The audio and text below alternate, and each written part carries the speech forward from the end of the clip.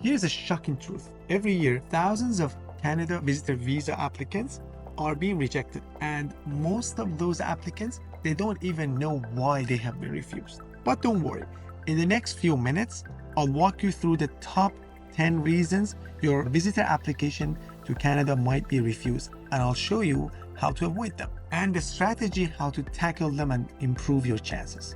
Hi guys, my name is Morteza, regulated Canadian immigration consultant, and in this video, I'll go through the reasons for Canada visitor visa refusals. This video is brought to you by Visa Mondial. We have helped thousands of visitors and also helped thousands of refused visitors to get their visitor visa to come to Canada.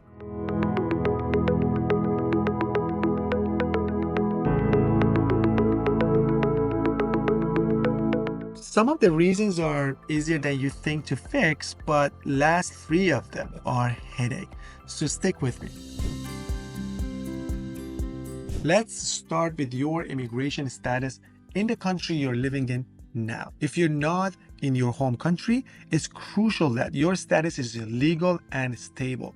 Without it, your chances of getting a visa approval can be seriously low. Canadian immigration officers want to see that you have a legal and a stable situation in your home country, and that you likely return to your home country. That's the key, returning to your home country, leaving Canada. So make sure your status is clear and provide supporting documents like your residence permit, your work visa, your study visa, whatever you have. Don't risk it. Keep your immigration status solid, both where you are and back home where you are from.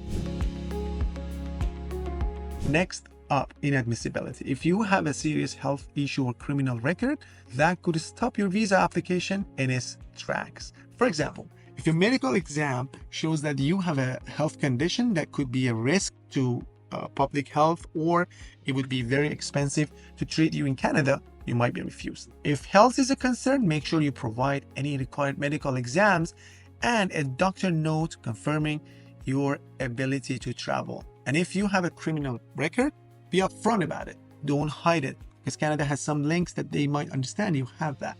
The best approach is honesty. Explain your past and show evidence of your rehab or your pardon, whatever you have from your own country. Trying to hide something like that can lead to bigger issues like deportation later that you come to Canada.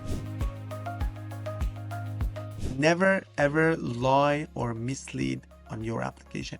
If you're caught, it can lead to a refusal or even a ban, like a 5-year ban. This includes leaving out important details, no matter how small they are. Be transparent. If you've had a past refusal, don't hide it. Explain it and make sure everything you submit matches your official documents. And no fake documents, by the way. No fake bank accounts, no fake documents, letters. Immigration officers usually check everything. So be authentic in your application. Your employment situation is a big one. If you are employed or in an unstable job, the officer may think you have no reason to return home after your trip. So the officer would say you will go and stay in Canada forever. So we have two big factors here. Number one, your current employment situation. Is your job stable? And number two, your job prospect. Is your job in your home country stable?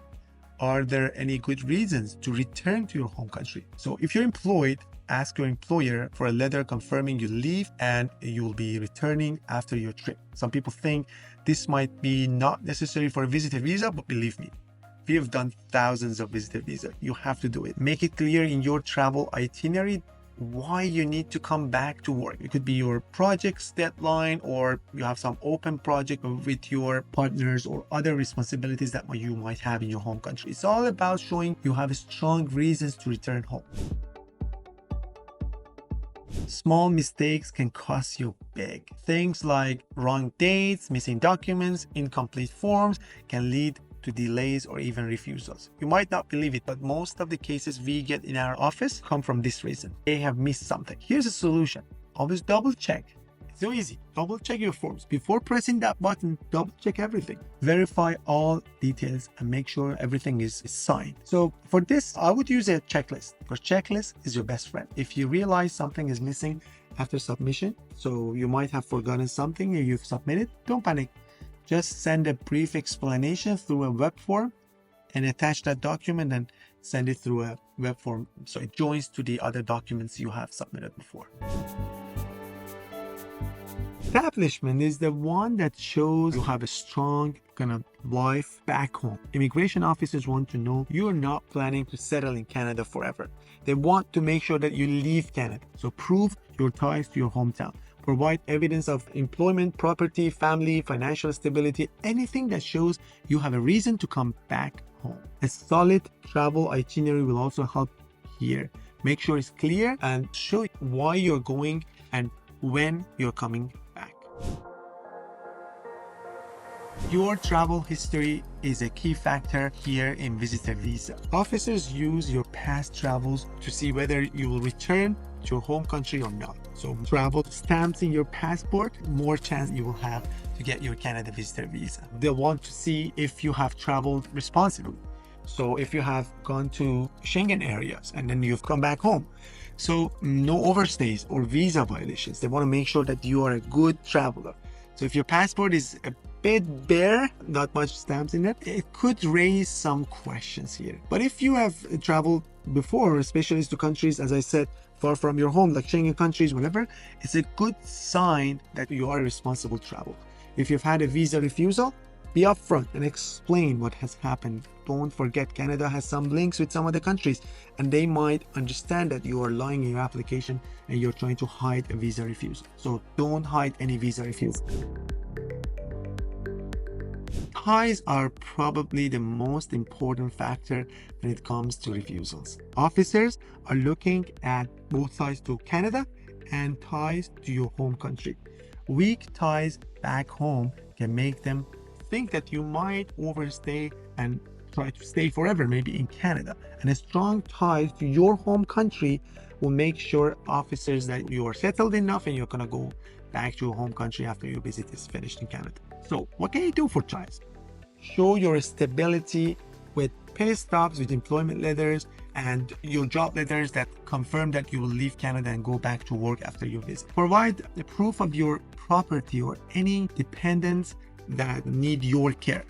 So in my experience, your property is number one factor in your visitor visa. For many of my clients, thousands of them. So when we get refusal and then go to judicial review, Federal Court of Canada, if they are well established in terms of number of properties that they own, they usually have a high chance to win the court and get their visa. So next one is if you're responsible for a sick family member in your home country, include relevant document from hospital or whatever you have, like a doctor's note and thing. Believe it or not, even pets can help. If you are a pet owner, mention them in your purpose of travel letter. Being vague about why you're visiting can get your visa denied. Officers need to see a clear and convincing reason for your trip. So how do you fix this? Be crystal clear about your purpose for visiting Canada. Whether it's for vacation or visiting family, be specific. Provide an invitation letter if you've got one, along with any supporting document like financial statement. Don't forget, if you get an invitation letter from a friend or family member, it's always advised that those people will give you their financial documents from Canada so you can include it in your application. Basic itinerary will also help. Make sure it shows your trip is temporary, where you're gonna stay. You're gonna stay in your friend's home or in a hotel, whatever. Make sure that you will show the officer clearly where you're gonna stay. Finally, the number one reason for refusal, your financial situation. As I explained before, title deeds and property will help you a lot if you have a lot of them in your application. Based on our experience with thousands of visitor visa applications. So immigration officers need to be sure that you have enough money. You can afford your trip. They don't want you to be a burden, a financial burden in Canada. So that's why they will check on your bank statement. So here, provide recent bank statements showing enough saving for your trip. If you have property or other income source, show them. Maybe you have a house and you have tenants there, they're paying you every month, so show it. If someone is sponsoring your trip, let's say your parents want to pay for your trip, include their financial documents and explain how they will support.